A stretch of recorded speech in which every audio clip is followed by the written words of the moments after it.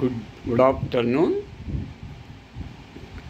దేశ భాషలందు తెలుగు లెస్స అన్నారు. అదేవిధంగా ప్రపంచ భాషలందు కూడా ఇంగ్లీషు లెస్స అనాలి. ఎందుకంటే ఇంగ్లీషు భాషపై పట్టు లేకపోతే మన భవిష్యత్తే లేదు. కేవలం మనం తెలుగు రాష్ట్రంలో ఉండం కదా, ఉద్యోగరీత్యా రాష్ట్రాన్ని వదలాలి, అవసరమైతే దేశాన్ని కూడా వదిలి వెళ్ళాలి కదా. విదేశ భాషలలో నీ తెలుగు హిందీ మాట్లాడితే నిన్నెవరు పలకరిస్తారు? పైపెచ్చు వింతగా చూస్తారు. కాబట్టి మన గౌరవం విదేశాలలో కూడా నిలుపుకోవాలంటే ఇంగ్లీషు భాషపై పట్టు ఉండాలి. కానీ ఇంగ్లీషు నేర్చుకోవడం అంత సులభం కాదు కదా. ఎందుకంటే కొన్ని ఇబ్బందులు ఉన్నాయి. కేవలం ఇంగ్లీషు భాషలో 26 అక్షరాలే ఉన్నాయి. అచ్చులు మరి 5 ఉన్నాయి, ఇంకా 21 హల్లులే. కానీ మన భాషలో అట్లా కాదు. అచ్చులు 14 ఉన్నాయి, మిగతావి హల్లులు ఉభయాక్షరాలు ఉన్నాయి. తెలుగు భాషలో మనం ఏం మాట్లాడతామో అదే రాస్తాం, ఏది రాస్తామో అదే పలుకుతాం. కానీ ఇంగ్లీషు భాషలో అట్లా కాదు. పలికేదొక్కటి, రాసేదొక్కటి, పదం స్పెల్లింగ్ ఒకటి, దాని ప్రొనౌన్సియేషన్ ఇంకొకటి. మనం అలా కాదుగా. తెలుగులో పలికేది రాసేది ఒక్కటే. అందుకే ఇబ్బందులు ఏర్పడతాయి. అంతేకాదు, being international language, English has very complexity regarding rules and regulations. I mean grammatical rules and regulations ఇంగ్లీష్లో చాలా ఎక్కువ. ఈడియమ్స్ ఉన్నాయి, ఫ్రేజెస్ ఉన్నాయి, కాంపౌండ్ వర్డ్స్ ఉన్నాయి, అడ్జెక్టివ్స్ ఉన్నాయి, అడ్వర్బ్స్ ఉన్నాయి. వీటి ఉపయోగాలు టెన్సెస్ 12 టెన్సెస్ ఉన్నాయి. 12 టెన్సెస్లో క్రియారూపం 12 విధాలుగా మారుతుంది. మన తెలుగులో అలా కాదు. టెన్స్ అనేది 3, భూత భవిష్యత్ వర్తమానాలు. అంటే క్రియ 3 రూపాల్లో వాడతాం. కానీ ఇంగ్లీష్లో వర్బ్ క్రియని 12 రూపాల్లో వాడాలి.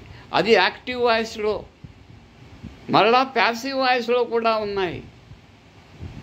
కాబట్టి ఇంగ్లీష్ అంత సులభం కాదు. ఫ్రేజెస్, ఈడియమ్స్, ప్రావర్బ్స్, అడేజెస్, వీటి మీద పట్టు సాధించాలి కదా. కాబట్టి చాలా కష్టం అండి.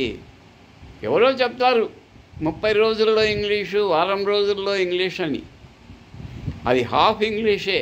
Half knowledge is always dangerous. కాబట్టి నా వీడియోలు మీరు ఫాలో అవుతూ ఉంటే క్లిష్టమైనటువంటి వాటి గురించే, కీలకమైన వాటి గురించే, స్కోరింగ్ పెరిగే వాటి గురించి నేను ప్రతిరోజు ఒక వీడియో పెడుతున్నాను. కానీ ఈ 5 నిమిషాల వీడియో చాలదు. కానీ ఎక్కువసేపు పెడితే నేటి యువత వీడియో చూడరు, చూసినా పట్టించుకోరు, విన్నా మర్చిపోతారు. ఏం చేయాలో అర్థం కాదు. నేటి యువతకు ఎలా ఇంగ్లీష్ నేర్పాలి? కోచింగ్ సెంటర్లో వాళ్ళేదో bell and bill, money and bell, నీ బెల్లుకు గంటకు ఇంత నాకు ఇచ్చేయి, నాకు వచ్చింది చెప్పేస్తా అంటారు. అలా కాదు. నీకు వచ్చింది కాదు కదా చెప్పడం. పిల్లలకి ఏం కావాలి, కాంపిటేటివ్ ఎగ్జామ్స్కి అటెండ్ అయ్యే స్టూడెంట్స్కి ఏం కావాలో అది చెప్పాలి. వాళ్ళు అడగలేరు, ప్రశ్నించలేరు. ఎందుకంటే షేమ్గా ఫీల్ అవుతారు. అమ్మాయిల ఎదుట, తోటి అబ్బాయిల ఎదుట లేచి నిలబడి డౌట్ అడిగితే అవమానమని భావిస్తారు. ఎలా? సంశయాత్మ వినశ్యతి అన్నారు శ్రీకృష్ణ పరమాత్ముల వారు. డౌట్ వచ్చినప్పుడు లేచి అడగాలి. కానీ అడగడానికి మనకు అభిమానం ఎక్కువ కదా.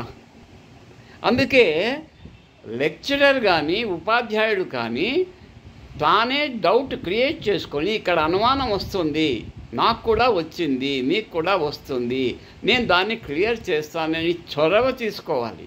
అలా చొరవ తీసుకునేటువంటి లెక్చరర్స్ నేడు దొరుకున్నారా? దీపం పెట్టి వెలిగితే దొరకరు. కాబట్టి నా వీడియోలు ఫాలో అవ్వండి.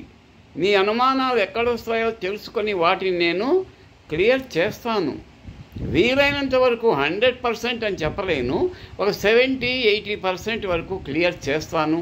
దాన్ని ఉపయోగించుకోండి, మంచి ఉద్యోగం సాధించండి. అన్నింటిలో క్వాలిఫై అవుతున్నారు, ఇంగ్లీష్ తప్ప. దాని డ్రాబ్యాక్స్ నాకు తెలుసు. ఎక్కడ మార్క్స్ పోతున్నాయి, ఎందుకు పోతున్నాయి నాకు తెలుసు. కాబట్టి వాటిని కీ పాయింట్స్ని ఎక్కడ కీలకమో ఎక్కడ ముఖ్యమో అక్కడ మీకు చక్కగా వివరించే ప్రయత్నం చేస్తాను. కొంచెం ఆదరించండి, లైక్ చేయండి, షేర్ చేయండి. ముఖ్యంగా లైక్ చేయకుండా షేర్ చేయండి. ఎందుకంటే 10 మందికి తెలియాలి కదా. షేర్ చేసినప్పుడే కదా విద్య పంచే కొద్దీ పెరుగుతుంది, డబ్బు ఖర్చు పెట్టే కొద్దీ పంచే కొద్దీ తగ్గిపోతుంది.